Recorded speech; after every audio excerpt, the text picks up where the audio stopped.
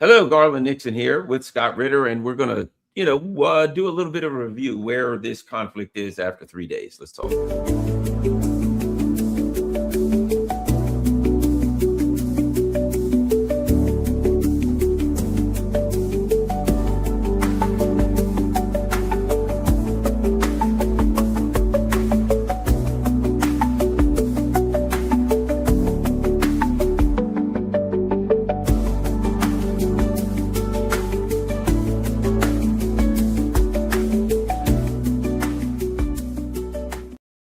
Hello, Garland Nixon here with Scott Ritter, and I said 3 days, but actually it started 2 in the morning, so we're just 2.5 days in.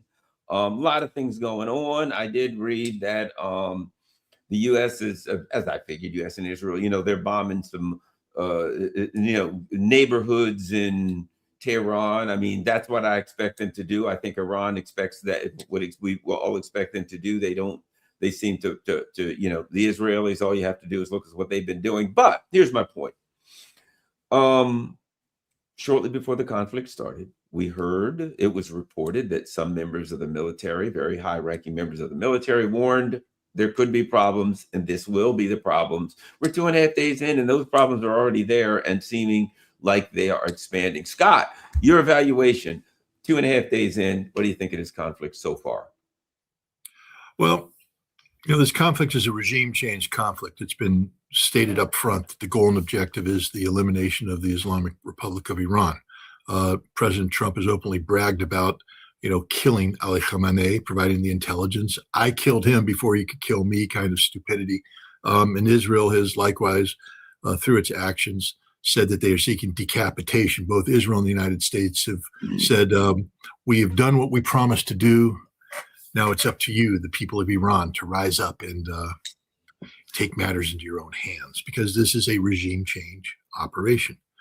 And okay, let's take them at their word.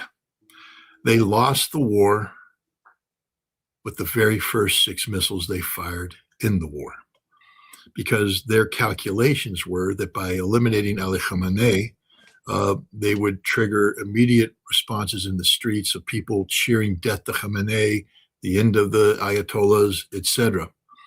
I sort of have to laugh where Trump says, the CIA was tracking him and they found him and we killed him. Ali Khamenei was at home having his weekly meeting with his granddaughter, 14-month-old girl, beautiful girl. He meets her every week at the same time, same place. And so he was home meeting with his granddaughter when these 6 missiles fired from Israel hit him. Now, according to the Iranians, they had told him that he should evacuate, but Ali Khamenei allegedly told them that as soon as you evacuate 90 million Iranians from harm's way, then you could evacuate me. They said, well, let me take you to a basement. He said, as soon as you can take 90 million Iranians to a basement, you can take me to a basement. It sounds like a man who was resigned to his fate. And here comes the essential aspect of this. This is a man who has cancer. Who was dying. And his greatest fear was to go out a feeble old man. He wanted to go out a martyr. He wanted to go out as somebody who made a difference with his death. If you study the Shia faith of Iran, it's primary, they're 12ers. Gets into counting the Mahdis and the Imam and all this kind of stuff. But they are linked back to the martyrdom of Hussein in the Battle of Karbala. And Hussein's martyrdom came as he sought contact with the enemy to protect his family and followers who were leaving. And he also, was defending his faith. The last post on Ali Khamenei's X page is a quote about Hussein, about Ali. And it means that he is now with them. He is a martyr. He has succeeded. His death, rather than triggering massive unrest and people in the streets, has solidified the Iranian nation like it's never been done before. We killed the second most important Shia in the world. The most important, most powerful is probably the Grand Ayatollah Sistani out of Najaf, Iraq. But Ali Khamenei, as the Vilayati Faqih of the 12er faction of Iran, was a very important person. This is like killing the Pope. This is like killing the Archbishop of Canterbury. This is like killing Kirill, the head of the Russian Orthodox Church. And we killed him. And we also killed him amongst the faithful who revere martyrdom. We made this man a martyr. And that's the end of it. By killing him, we ensured we will never topple the regime of the Iranian government. So we lost the war right from the start. We're not going to achieve that change. And why is this important? Because being a regime change conflict, it means that everything we're doing militarily is designed to accomplish the end of the regime. I just told you that the regime will not be toppled, which means that everything we're doing is going to achieve nothing. And, you know, again, no plan survives initial contact with the enemy. And, you know, who knows? Maybe there's some strategic genius behind it that talks about, you know, the culminating impact of sustained waves of strikes. This is what Trump and Hegseth are talking about. The biggest waves are yet to come. Maybe. But what are you blowing up? Empty buildings. Let me just say right now that it's becoming apparent that the United States and Israel relied heavily on artificial intelligence to support the targeting of Iran, because you're talking about a sustained air campaign. I'm just somebody who actually built a target deck to attack Iran back in 1985 when I helped do the intelligence plan for the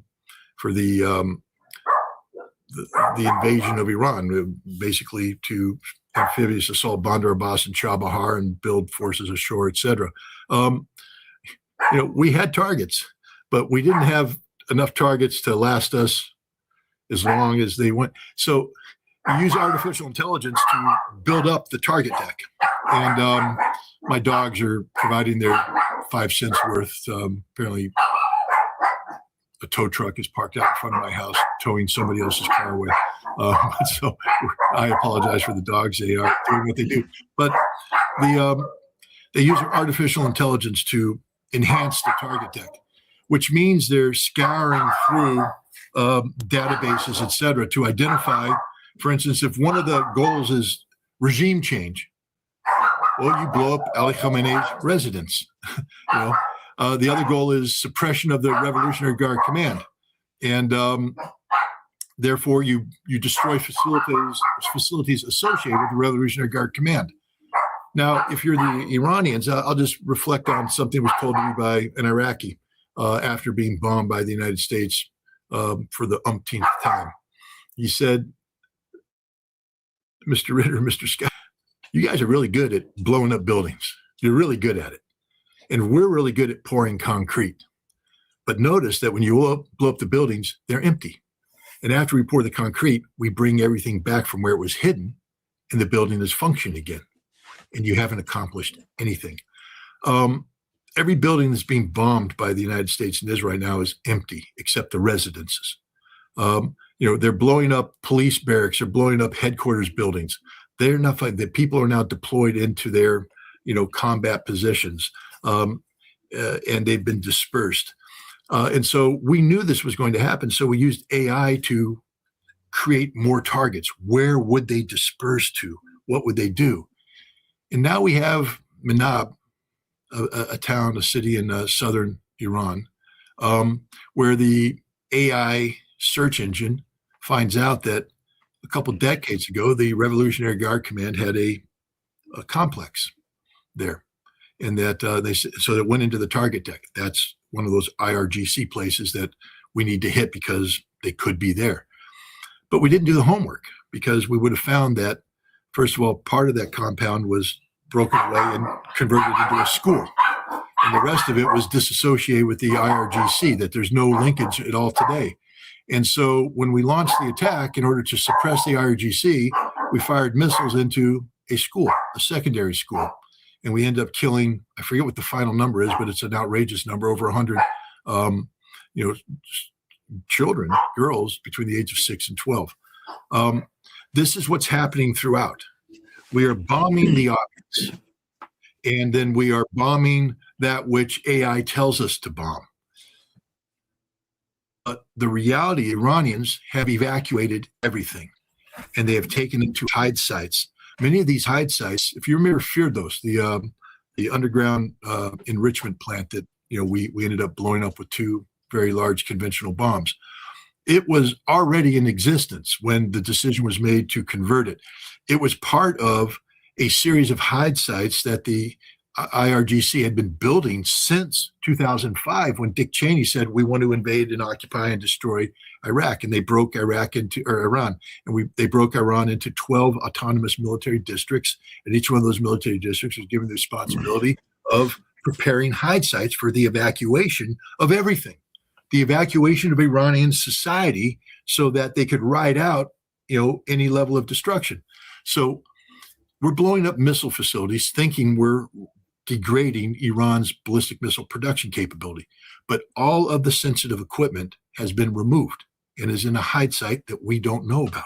And so we're blowing up a building. And the Iranians, I believe, are just like the Iraqis. And if we could talk to them, they would say, Mr. Scott, you're very good at blowing up buildings, and we're very good at pouring concrete.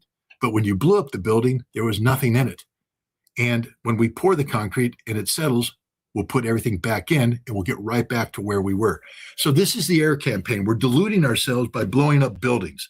We have artificial progress reports that say, by doing this, we're getting a culminating impact that ultimately will lead to the collapse. Collapse of what? The Iranian government told the people of Tehran to evacuate the city. They said, leave.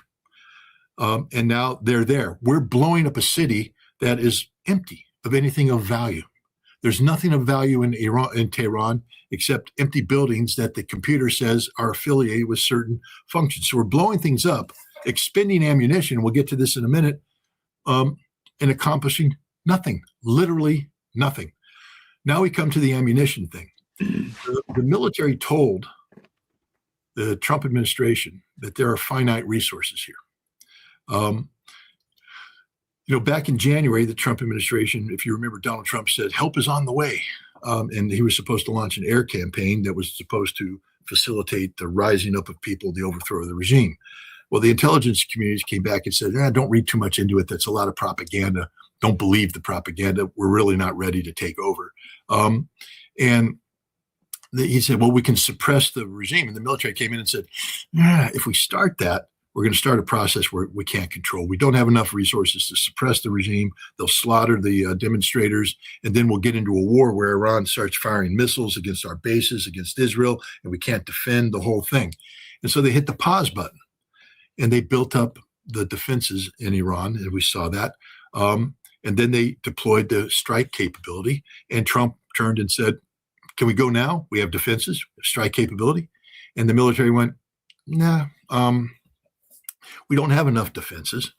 We're going to run out of interceptors very quickly.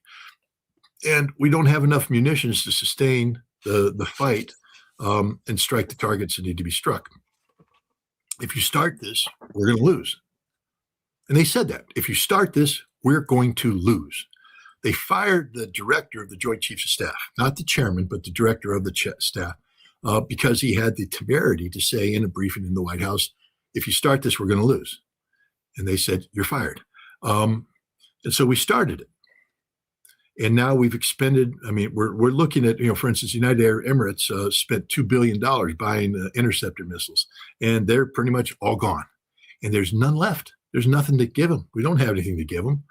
We're blowing through our stockpile right now faster than we thought because nobody expected this sustained striking on the part of the Iranians. During the 12-day war, it took Iran 2 days to adjust and start firing.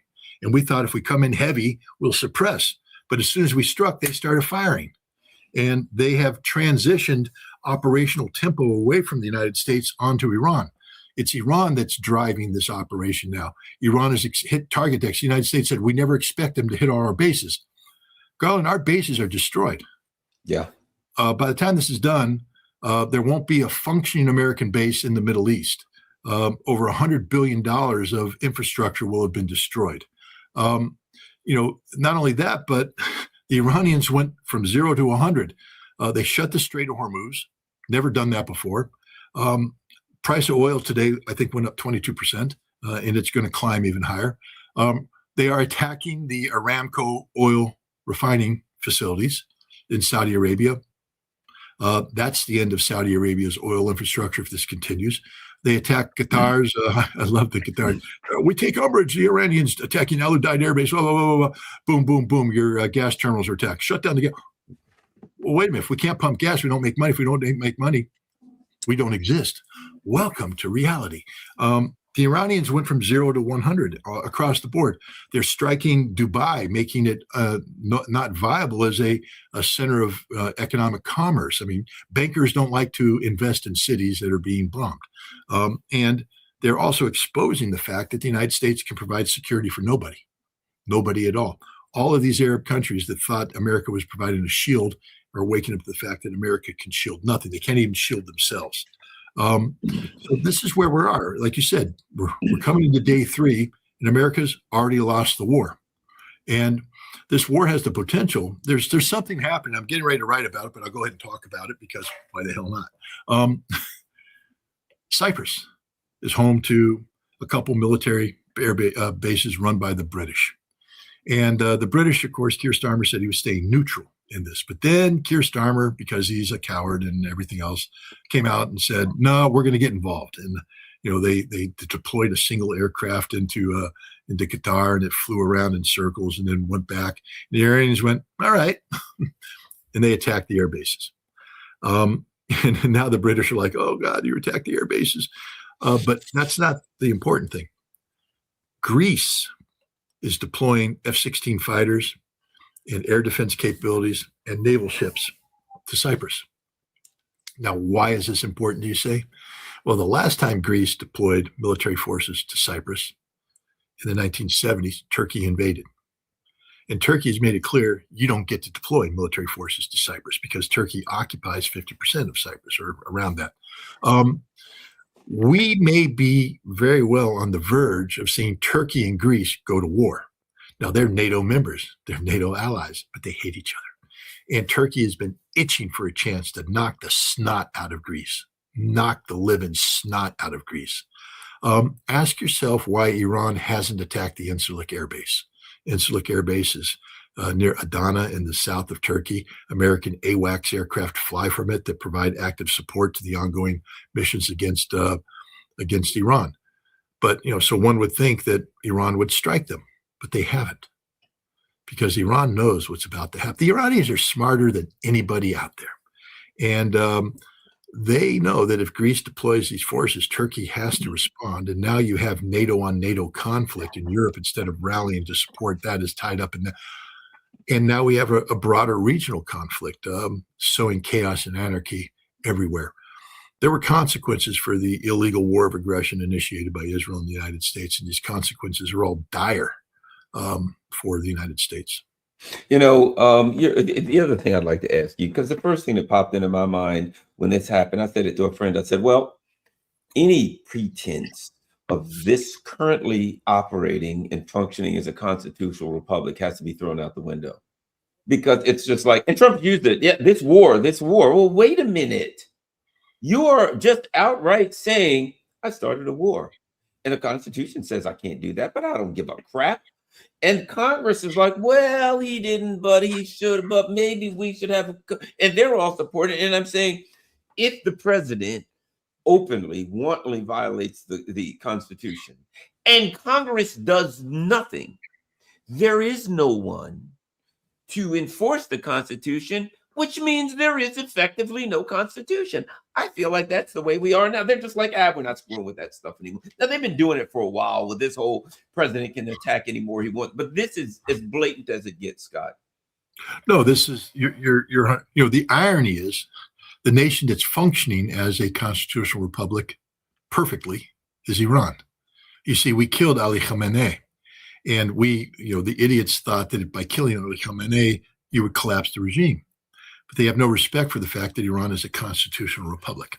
Iran is actually the largest, most effectively functioning democracy in the Middle East. Yeah, screw you, Israel. Iran beats you hands down. Hands down, they beat you because they don't have a dictatorial prime minister that just tries to rewrite the laws so that he doesn't have to be prosecuted.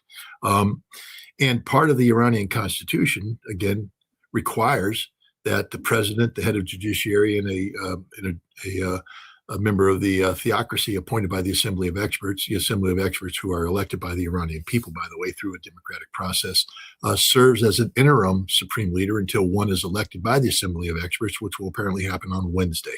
Mm-hmm. A functioning constitutional republic that provides resilience to the government. Now we have the United States. We have a president who declared in Davos, I am a dictator. We have a president who says the rule of law simply doesn't matter. I go with my own sense of morality. These are impeachable offenses because the president took an oath to uphold and defend the Constitution. Now he's articulating in open fashion that he will not keep that oath, that he's not keeping this oath. This is a president who just received a negative finding by the Supreme Court saying that his actions on tariffs were unconstitutional from the Supreme Court of the United States, the highest legal authority of the land. And he told them to pound sand. I don't care, he said. So normally Congress would step in at this point and say, well, Mr. President, you have to care because it is the Constitution that we all took an oath to uphold and defend. So we're impeaching you. And Congress is silent. Now we have a president who went to war. Now people keep talking about the War Powers resolution and the War Powers Act, and the president can do this because of the war. You reread it, okay? The president has the ability, of course, to use military force if there is an imminent threat. The whole concept of war powers is not to give the president the ability to do anything he wants. It gives the president the ability to respond to imminent threats that, if you had to go through congressional approval, might give an advantage to the enemy. But you must articulate the imminent nature of this threat to justify your actions. Marco Rubio got out there and said, Iran was preparing to attack us. It's ironic. Iran was preparing to launch a preemptive strike against Israel and the United States because Israel was preparing to attack Iran. So we had to preempt their preemption of our preemption. That was the case that Marco Rubio made. But the Pentagon sent officers to Congress yesterday who testified that there was no imminent threat, that Iran was not preparing to attack the United States, that we knew that Iran would only launch if attacked, which means A, the Trump administration lied, but B, that any invocation of the War Powers Act, which Trump has yet to do, is prima facie unconstitutional because there was no imminent threat. Where is Congress? This is where Congress must stand up and literally impeach this man, because that's what the founding fathers said has to happen when a president, when an executive authority veers towards tyranny. They warned about this in Federalist Papers 51. Again, people read it. All you Americans out there who claim to be God-loving, Constitution-loving Americans, you don't know the first damn thing about the Constitution. Because you have to understand the intent of the founding fathers. And separate but equal branches of government are a fundamental necessity to preserve the constitutional republic, especially when you have a constitution that vests so much power and authority in the form of the president. How do you keep a president from going out of control? Congress must step in. And the vehicle of stepping in is impeachment. This Congress is doing nothing, totally just rolled over and letting the president piss all over any notion of constitutionality. So we don't function as a constitutional republic today. We function as a cult of personality, 100%. Now, there is hope because the Constitution does provide for free and fair elections. And if we were to elect a Congress comprised of people who are willing to impeach this president and convict this president for the crimes that he has committed, and ladies and gentlemen, with all due respect to whatever the hell you think, we have committed the gravest war crime possible. Go back and study the Nuremberg tribunals. Read the statements made by Justice Jackson, who was the lead prosecutor there. The crime of a war of aggression is the greatest crime of all, because from the war of aggression, all other crimes emanate. This president has initiated a war of aggression against Iran. This is a war of choice, not a war of necessity. There was no imminent threat. There was nothing about Iran that posed a threat to the United States or Israel. Iran was simply defending itself. They were not going to launch a preemptive strike. Iran was not pursuing a nuclear weapons program, another lie told by the Trump administration. We know this because Tulsi Gabbard, the director of national intelligence, told us all in open session in the United States Congress they weren't. But the president said, I don't believe her, I trust others. Others being Israel, which once again shows that this president takes orders and instructions from Israel, not from his own director of national intelligence. But furthermore, let's say that there was concerns. The United States initiated and engaged in diplomatic action with the Iranian government to resolve this issue. And we know that they were meeting. We know from the Omani government, which was mediating this, that a deal had been made that forever closed the door on Iran's ability to break out and create nuclear weapons, if indeed that was something they ever wanted to do, which Iran says they didn't want to do. Tulsi Gabbard agrees. But just in case, they agreed on something. No sunset clauses, no accumulation of enrichment, no new centrifuges, just a face-saving token enrichment, just to say that we are able to do that which Article 4 of the Nuclear Non-Proliferation Treaty says we can do, but it's all under the investigation of IAEA inspections. And here's the shocker, which includes an American element. The Iranians, who had always forbidden Americans from participating in IAEA inspections, agreed that Americans could be present to verify their compliance with this new term. That was a done deal, ready to be signed off on. And yet it turns out that all of it was a lie, because when you look at this, it's now acknowledged that the decision to bomb Iran and the timing of that action was made when Benjamin Netanyahu came to the United States. Garland, we can go back and roll the tape. I said that's exactly what's happening. Yeah. People were talking about the divide between Trump and Netanyahu. I said there's no divide. They're simply coordinating on the attack. People said, the Israeli military this. I said the Israeli military is sitting down with the American military right now building the plan. And that was exactly true. They were building the plan. They were coordinating. And Bibi and Trump picked a point on the map and said, that's when we begin bombing. So Trump said, I'll try this whole diplomatic thing again. And that's when he reached out and he got it and he played it. He got Kushner and Witkoff to be his compliant idiots who went out there and negotiated the deal. They delayed it. They played games to get to that date. And on the day we bombed, an Omani delegation was flying to Washington, D.C. with a completed plan in place to get it signed off on that would have resolved the nuclear problem. But it was never about the nuclear problem. It was always about regime change, which is, again, perfidy. People, look it up. It's a war crime. It is a war crime to throw out the flag of truce, to lull your opponent into a false sense of complacency, and then carry out a surprise attack, a treacherous surprise attack. There is no authority under international law, no authority on domestic law. This is an illegal war of aggression, one of the highest crimes in the world. This president is guilty of that. Hegseth is guilty of it. Everybody in this administration is guilty of it. And the American people, if we are going to function as a constitutional republic, must hold these people, these criminals, to account. And the best way to hold them to account is to impanel a Congress that is able and willing to impeach and convict. Yeah, well, I'll say this. From the way it looks like the response was prepared, well prepared, it doesn't look like the Iranians bought it as soon as everything happened. Now, let me ask you this. There's been discussion about input from the Russians, the Chinese, whoever. It is apparent that there are some level. I've read that the Pentagon was surprised that they feel like they've had help or whatever. And I'm not going to belittle the Iranians' technological capabilities, but it seems like they're targeting.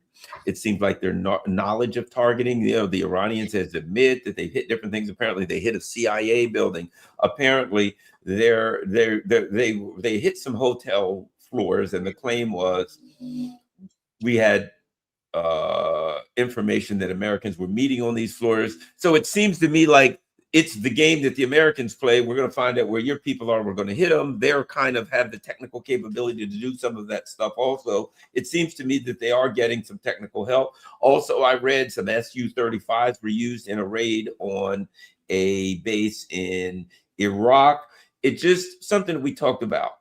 It seems like the U.S. has not fought someone that could have these kind of technical capabilities in some of these areas, since World War II, kind of a more evenly matched. Your thoughts on the technical capabilities that they have displayed that seem to have surprised people? And again, we don't know how much the Chinese or the Russians or how much they've done on their own, but your thoughts? Well, we don't know. That's one of the key things is we just don't know. We don't know the degree to which Iran has made a decision to engage their air defense or to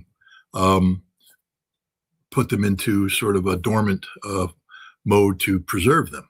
The United States was coming in, and Israel was coming in with the full force of their military capability. Iran knew this. This is why the buildings that are bombed are empty. So basically, you're going to absorb the Sunday punch. But then what you do is you collect intelligence. You collect intelligence on modes of operation, routes that are coming in, timing, the whole thing. And then you begin to adjust to that. I think the Iranians are getting very effective satellite imagery from China real time. And so they're able to track things, and nothing takes them by surprise anymore. They know every wave that's coming in, and they may even have insight as to what they're trying to target. When it comes to Dubai and everything, Dubai is a funny place. The Iranians are very active in Dubai. When I went to Dubai, visited Dubai in 2009, you go down to the port facility and you see these dhows, these wooden ships. They're Iranian dhows, and basically it's the smuggler's route. That's where the Iranian dhows come in. They get their goods from Dubai, and then they go to Iran, and that's how it works.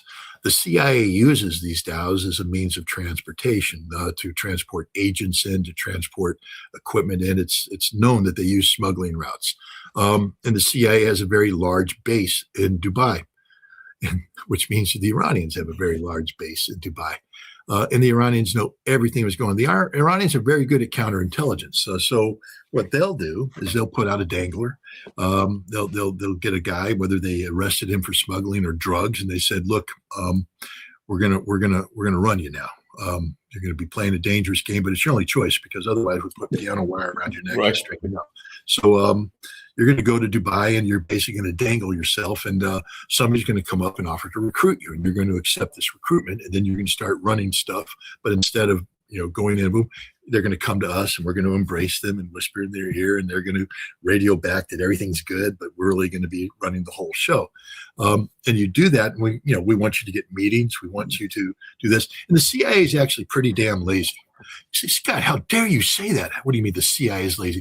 You guys do remember that incident in Afghanistan and Khost, when the Jordanian walk-in, the doctor who was al-Zawahiri's doctor, and he said, "I am the guy treating al-Zawahiri, and I can lead you to him." And he was recruited, and then they wanted to seal the deal, and all the experienced CIA guys are going, "Don't let him anywhere near our base. Meet him out here, frisk him, do whatever." But they let him drive right in, and the lady who was running the CIA base had her whole staff there with a cake. They baked him a cake. She baked him a cake. She was going to give him the cake and say, "Hey, love you." And all the experienced guys are going, "This ain't good. Don't let him in here. Frisk him out there." He came in, got out, blew himself up, killed everybody. That's how good the CIA is. They suck. And so what happens is the CIA are a bunch of alcoholics and just bad people. And so they're sitting there in Dubai whoring, because that's what they do for a living, getting drunk, and they get lazy. And so now they're running this guy, and they want to impress him, because now the Iranians realize he's being run. So they say, offer this, offer that. But this means now you got to box the guy, because you're going to take it up a level. So now you got to box the guy. So the CIA, boxes him, but he plays hard to get. Maybe I'm insulted. "No, man, you're good. Come on in, have a drink with us. We'll meet you down in the lobby." And then the guy say, "I'm going up to my room." Now he knows that they're in the lobby of the hotel that he's up in the room in, and they track it. So they knew exactly where these guys are. And so they're going to run another dangler, get word that everybody's in, and the drone comes in, hits it, and kills them all. Yay, another great CIA victory, because they're really the worst people on the planet. I'm sorry. I used to like some of them, but if you work for the CIA today, you're literally scum personified, because you don't defend America, you don't defend the Constitution, you break the law, and you support these illegal wars of aggression. And you're just basically an alcoholic who's out there because you've got nothing better to do with your life. Either swallow a bottle of pills or just continue to go through the motions of what you do. But the Iranians have penetrated this. They've penetrated it in Dubai. They've penetrated it in other places. They know the CIA better than the CIA knows itself, because the CIA lies to itself. When you have case officers who are trained to defeat the polygraph so they can expose the fact that they've been banging Russian hookers in Dubai because they are banging Russian hookers in Dubai. That's what they do, but they're not supposed to. But then they get polygraphed and they deny it and they escape the polygraph. Now the Russians own them as well. Really? The Russians own the CIA? Yep. The intelligence business is totally corrupt today, 100% corrupt. Talk to John Carrico if you ever want to about just how bad it is to be a CIA case officer and how corrupt, absolutely corrupt they are. But here's the point. The Iranians know all this. They've been tracking all this. Ask yourself why in Dubai or in Qatar, actually, or Oman, I forget which one it was, they struck a port facility, but they hit two specific warehouses. Big port facility, lots of warehouses, but they hit two specific ones. Those happen to be the ones the CIA used to transit material. They stored Starlinks and other things there, and then they would transit in. How did they know? Because they know everything. The drunken CIA guy left a file there, and the guys photographed her. They got up in the room while he was banging the hooker next door and photographed stuff because the CIA is lazy. When you're a drunken alcoholic, you don't obey the rules. You think you're above the law. So documents that should be stored in the safe aren't. They're kept on your person, or they're kept under your pillow. They're kept under the bed. They're kept someplace because it's easy for you, because you're lazy. You're a drunk. You're an alcoholic. You're a whoremonger, and you're doing all this. And the Iranians got all that. They're hitting everything. Everything of value is being hit and destroyed. And the CIA is watching their entire enterprise go away at a time when they're supposed to be in Dubai. Dubai was the place where we sent Starlink into Iran. Actually, back in 2008, 2009, under the Digital Democracy Program, Dubai was the place where the CIA used NGOs to send in the earlier precursors of Starlink, satellite telephones, to develop internet connectivity. Do you remember in 2009 when Jared Cohen, the inventor of digital democracy, he was a State Department official working for Hillary Clinton. He called up Jack Dorsey and he said, keep Twitter up, because Twitter was supposed to go down for a scheduled maintenance program. He said, keep Twitter up because we need Twitter to communicate with the Iranian Green Revolution. But that was in the days before Starlink, when the CIA was using Twitter as a mechanism of communication. So Dubai was always the center of that, and Abu Dhabi was always the political hub of that. Both are being devastated now by Iranian attacks. What's interesting is they haven't shut down Starlink. They haven't shut down Twitter. They haven't shut down that kind of stuff. I think they got everything hacked. I think they're not shutting it down this time because they're watching it. You know what I mean? If they're not shutting that stuff down, there's a reason they ain't shutting it down. I think they've shut down. Well, I think they actually have dropped internet connectivity in Iran down to a very low level.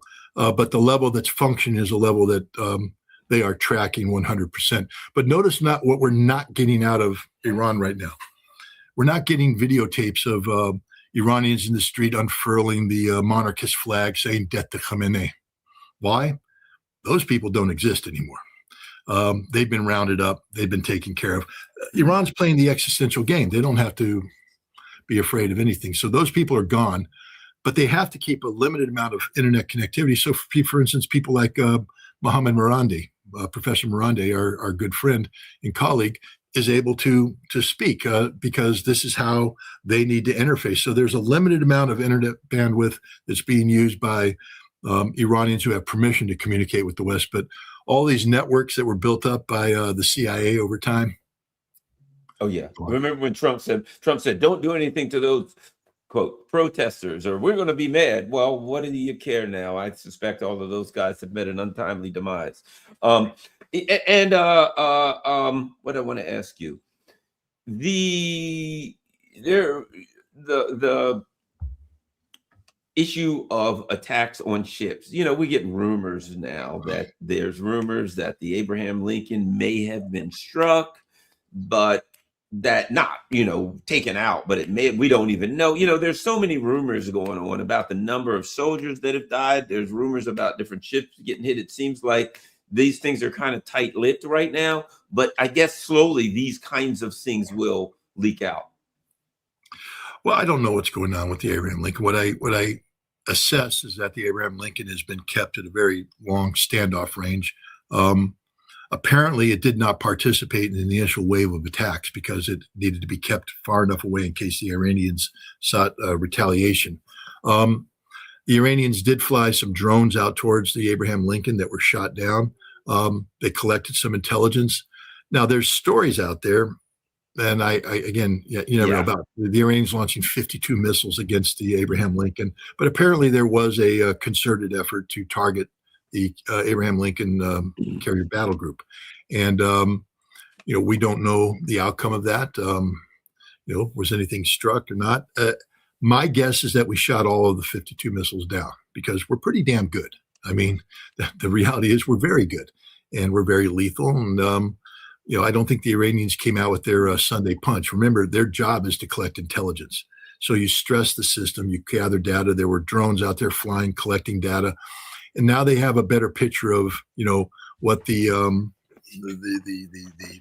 intercept tempo is. If you come in, what radars lock in, how the radars communicate. If you come in from this direction, how many interceptors come in. If you come in from this direction to get a reduction, an increase in interceptors. And they've got a feel for it so that, at some point in time, they may seek to engage with more capable weapon systems that are now programmed to defeat the envelope that has been developed. This is standard intelligence. You tickle the system, you shake the tree. I think that's probably what happened. I don't think the Abraham Lincoln has been struck, but who knows, because no reporting is coming out.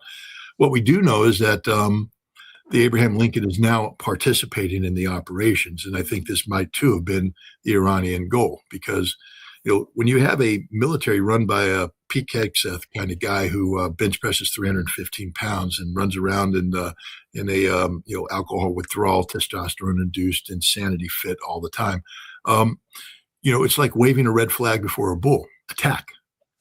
Now the Abraham Lincoln can't just sit there having been attacked. They must engage. We must engage. We must send a message. And now the Abraham Lincoln has to come closer. And who knows? We'll see if the Iranians are luring us into a trap. But again, the Iranians are about 50 times smarter than the people who are planning this military operation on behalf of Israel and the United States. Ain't hard to be smarter than Pete Hegseth.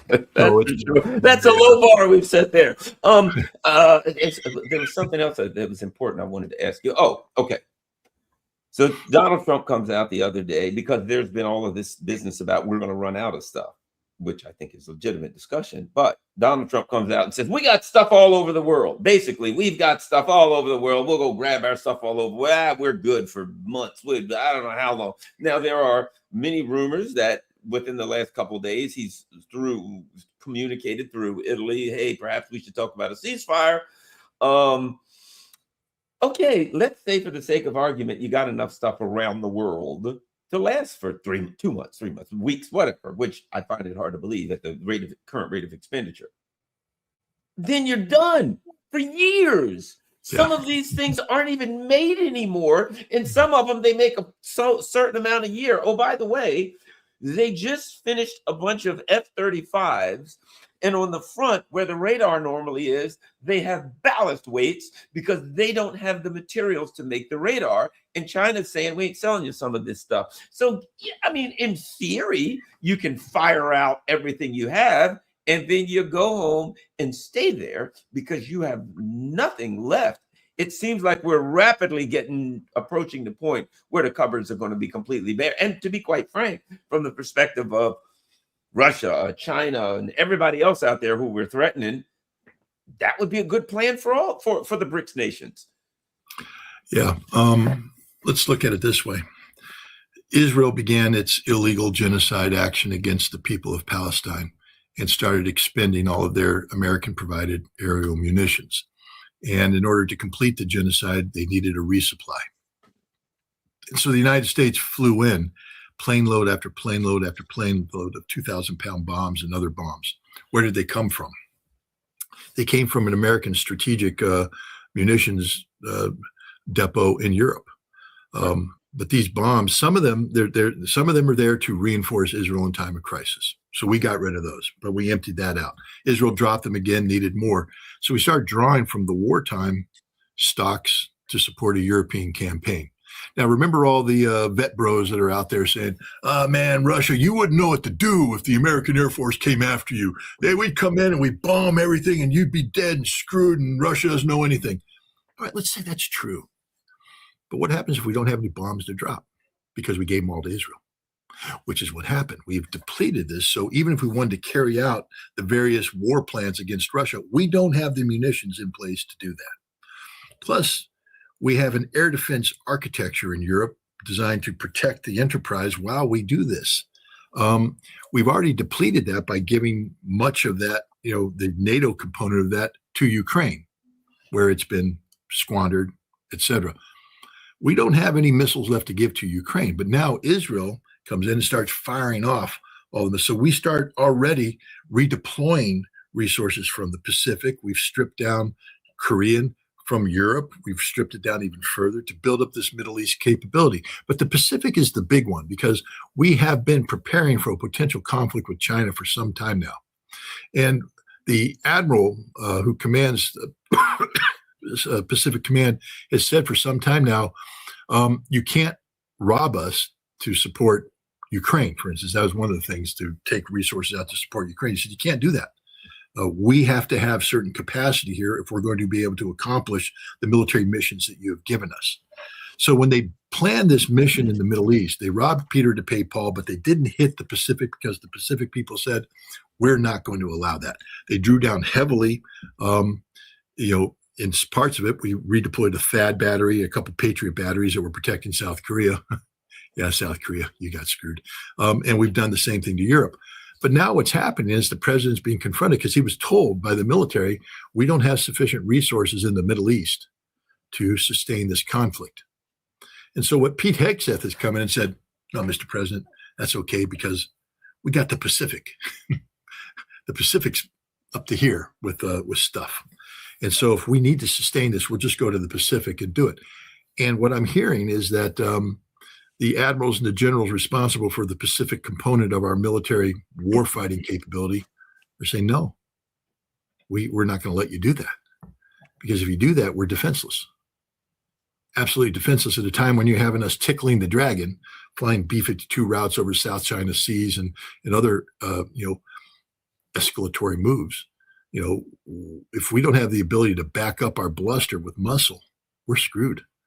And so, this is what's happening. The president's words, we have more stuff around the world, exposed the fact that this was one of the worst planned military operations in modern history, that we didn't take into account this. Now, the other thing that's happening is, what's the status of defense industry right now? Have we built multiple production lines for interceptors, or are we still operating in old contractual vehicles that, we produced the minimum number required because they're so expensive and Congress doesn't want to spend money? I forget what the production rate of Patriot interceptors are, but it's not a very high number. And right now, not only do we have Ukraine and Europe in line, but we have the United States in line. We've said we're not going to even begin to replenish our NATO allies, who then would replenish Ukraine, until we replenish ourselves. So, and we've gone even deeper in depth now by turning this stuff over to Israel, or deploying resources into the region now that are depleting their basic combat load in need of resupplying. Where's that coming from? You're 100% correct. If the president makes a decision to sustain a losing fight, because we're going to lose, sustain it by drawing upon resources, Pacific or Europe, or strategic resources in the United States, when we end up losing this forever, we got nothing left, nothing, because we don't have a defense industry in place that can replenish this. And so we are literally going to create a window of vulnerability that lasts for years. And I think we're wearing stuff out. You know what I mean? I mean, you're flying them everywhere. You're flying stuff day and night. Your pilots, everything, you have come to, and it's just like Ukraine, you've come to Russia's border. They don't have supply lines. They're home. You've gone to Iran's border. They don't have supply lines. They're home. They're firing from their own airspace. You know what I mean? When you attack someone who's dug in, they have certain advantages. And you're bringing stuff all from, but we got to bring it from across the world. And what happens if we start to run out and it doesn't get there in time, and there's bad weather and the ships can't get there, or we didn't realize how fast we were going to run out? I mean, I'm watching this.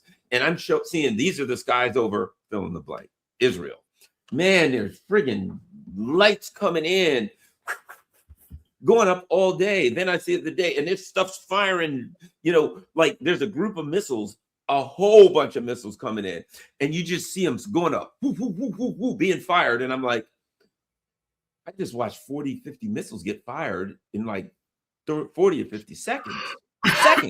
And apparently Iran has said, before we do waves, we're going to do waves, but in between, we're still going to keep firing stuff. We're not going to have any time where your sirens are not going off. There will be constant. Now, I heard today they fired as many missiles in the first couple, as many things in the first couple of days as they did in 12. That it was like, so I'm looking and I'm like, man, you can't keep that up for weeks. There's no way to keep that up for weeks. Can't keep that up for days.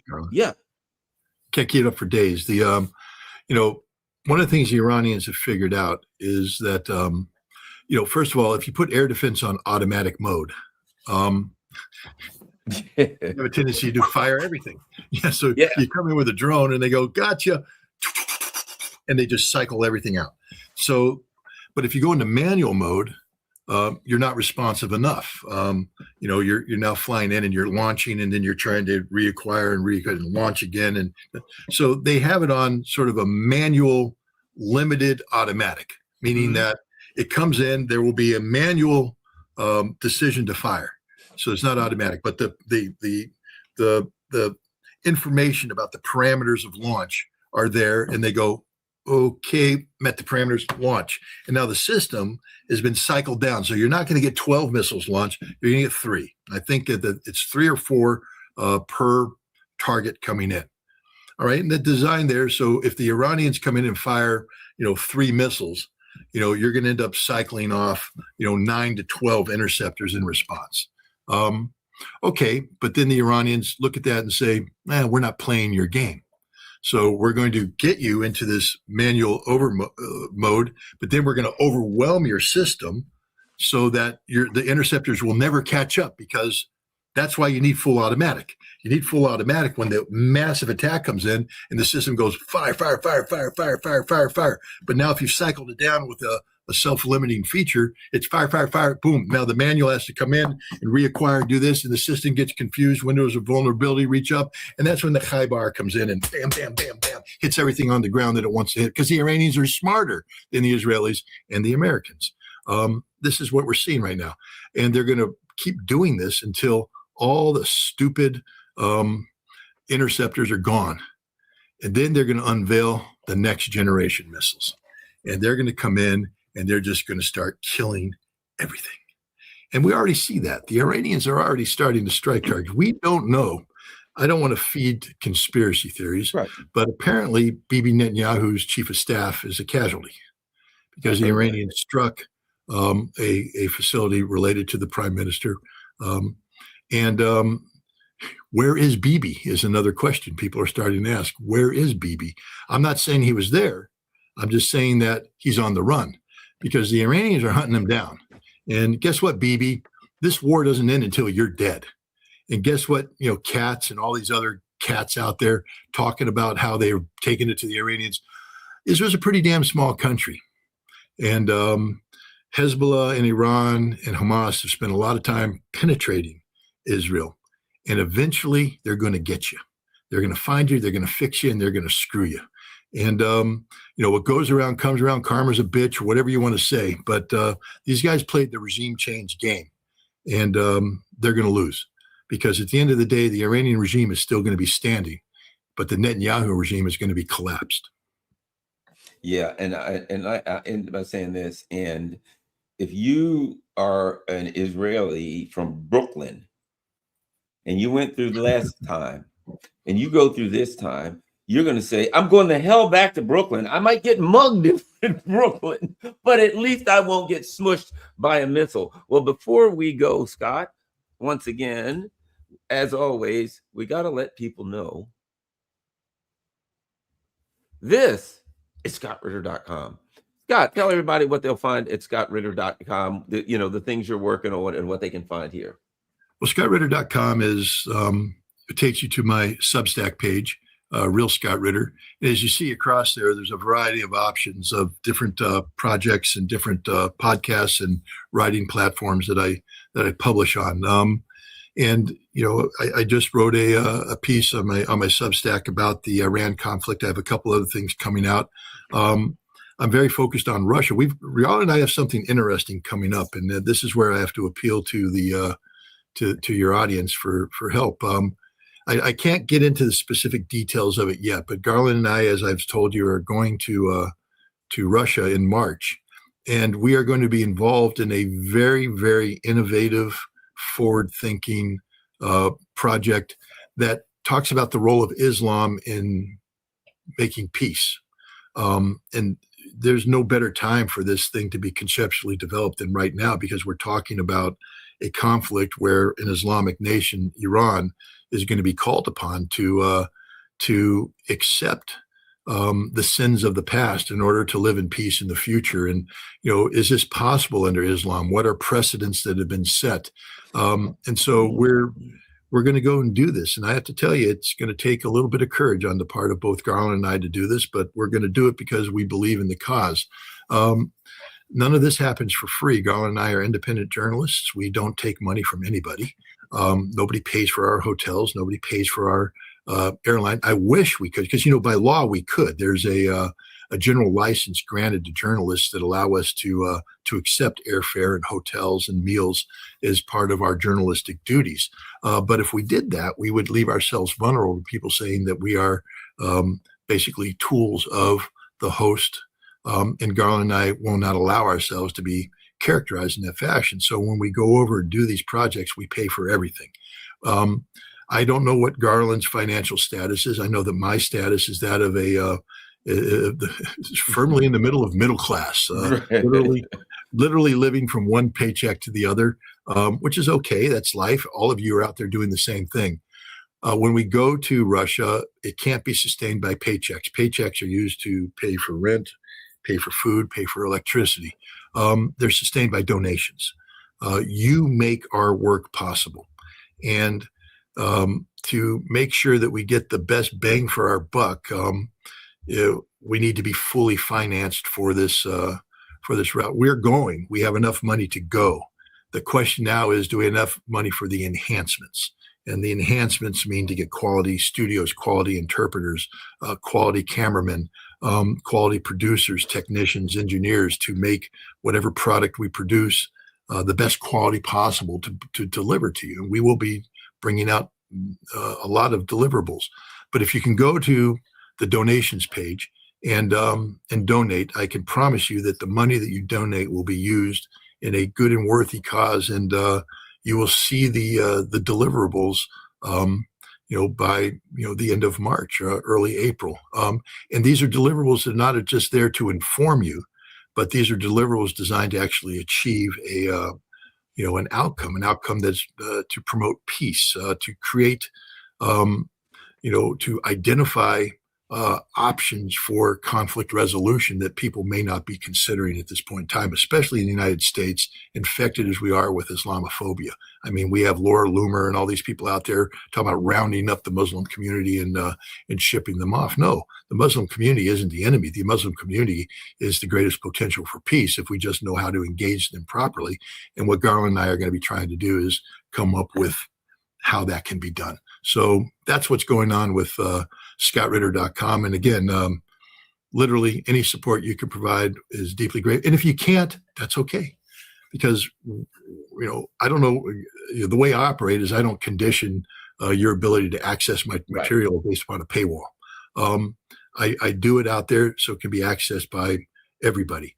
But if you are in a position to support, I can promise you that Garland and I are not going to squander your generosity. We will spend your money wisely, effectively, in a targeted fashion to achieve products that are designed to not just inform and educate, but to achieve positive outcomes.